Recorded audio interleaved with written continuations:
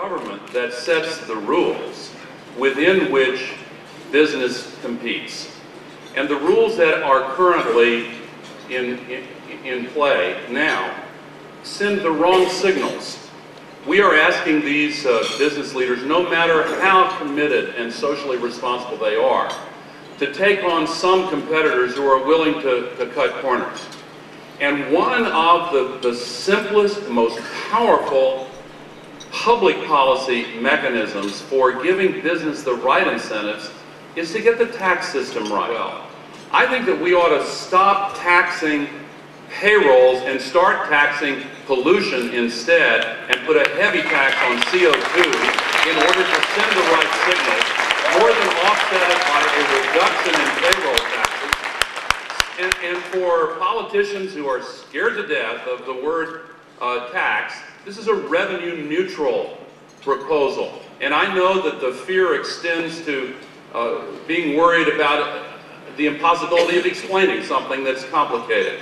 And that's a shame. But that's where the rest of us come in.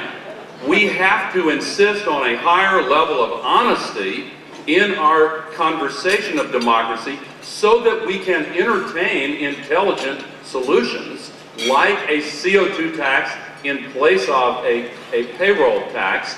Look, we are, right now, without changes, we are heading right off a cliff.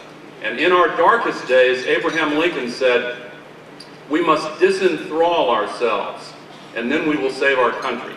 That is the challenge, first and foremost, for us now with the climate crisis, to disenthrall ourselves, to break free of the cloudy thinking that calls global warming pollution an externality, an absurd label, which means we don't want to keep track of it, so let's pretend it doesn't exist.